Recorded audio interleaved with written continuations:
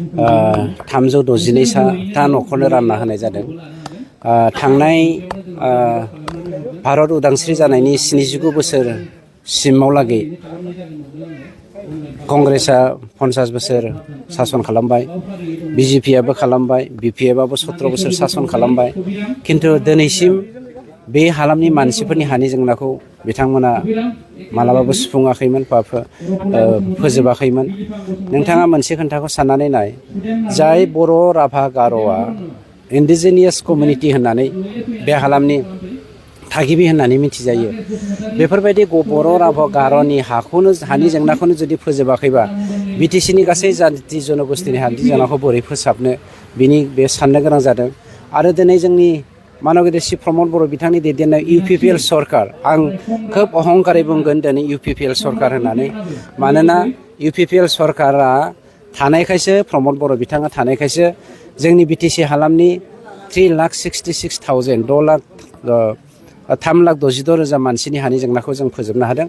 आरो नैबे गोदानै जोंनि बावखुंग्रि बियाबाव दने गयारी बिथांनि हालामाव, जाय जायगायाव बिथाङा 22 बोसोर गाव सासन खालामनानैबो बिगासे हा न'खरसे मानसिनो होनो हायाखै, बिनि हालामाव, बिनि गामियाव जोङो 362 न'खरनो जोङो हा होनो हाबाय, गांसेबो होनो हायाखै। आं दने बिथांखौ नोंथांनि माबानि गेजेरजों जुदि होदोंब्ला नोंथांनि मोननि मेडियानि गेजेरजों फोसावना होनो थाखाय आं बिथांखौ खावलायदों। गब'नाय दैयाव गब'नाय मानसिया जेरै मेथेखा हमथाना गावखौ बासायनो नागिरो, हाग्रामानि हालोदा दिनै बिदि जानानै दङ। बिथाङा दैयाव गब'नाय सासे सुबुं, मानोना बिथाङा गावनि देबोरगावखौ देरहागोथों। आंथ' हाइकामान्डखौ दाबो रिकुवेस्ट खालामो नोंथांमोननि मेडियानि गेजेरजों, हामा, बियो रुलखौ ब्रेक खालामनाय जायो। हाइकामान्डआ जुदि आंनो देबोरगाव टिकेट होयोब्ला आं हाग्रामाजों दाबो गेलेनो गोसो। आरो आंनि समस्ति जेरावहाय आं एक्जिस्टिं MCLA जानानै दङ, बेवहाय बिथांखौ चेलेन्ज खालामनो थाखाय आं वेलकाम खालामो। बिपिएफआ गावखौनो गोख्रों खालामनो थाखाय दासान्दि आशीर्बाद मोनसे रेलि लागासिनो दं, बेनि समाव फोरमायनो।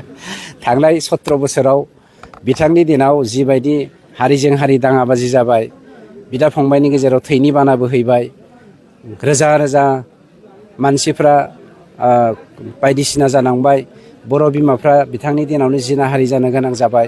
बेफोरबायदि मानसिया दिनै इसोरनियाव आशीर्बाद मोनोबाथ' थिगानो दं, प्रायश्चित्त जाथों। जोङो प्रायश्चित जायैखौ लुबैयाखै, प्रायश्चित जाथों। खिन्थु दिनै रायजो राजाफ्रा बिथांनो जे आशीर्बाद होगोन, जोंहा दावत दङ। मानोना हिन्दु, मुसलमान, बर', अना-बर' गासैबो मानसिया प्रमद बर'खौनो सान्तिनि दुत हिसाबै, खौसेथिनि दुत हिसाबै, जौगाथायनि दुत हिसाबै, गोरोबलायनायनि दुत हिसाबै प्रमद बर'खौनो एक्सेप्ट खालामबाय। गतिके बेवहाय हाग्रामानि सोदोब फैनाया बे जारिमिन जानानै थांगासिनो दङ। नैबे 25 सेप्तेम्बरानो बिथांनि जारिमिन।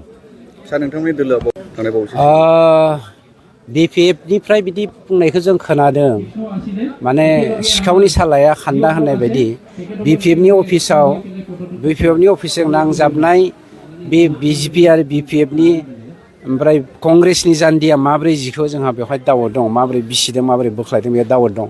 मानोना बिपिएफनि अफिसावथ' रावबो थाङा, बावथ' बिपिएफनि सेंग्रा सापर्टारफ्रानो थायो। गतिके बिथांमोननि अफिसजों नांजाबनाय बिजेपि आरो कंग्रेसनि जान्दिखौ निस्सय बिपिएफआनो बोख्लायगोन, नङाबा बिपिएफआ बेखौ मानो बुंनो। मानोना बिथांमोना मोनसे सर' दंखायो, गाव सिखावखाय गुबुनखौबो सिखाव साजायनो नागिरो। बिजाथि फोसावनायाव मानो दासिमबो लेट जानानै दं? जोङो बर' हारिनि खौसेथिनि बाथ्राखौ नेनानै दङ। दिनै दुलाराय बर' फरायसा आफाद आरो बर' साहित्य सभानि दैदेननायाव 12था बर' माहारियारि आफादफ्रा खौसेथिनि बाथ्राखौ लानानै जोबथा मिटिं खालामदों। दिनैखौ जोङो नेनानै दङ।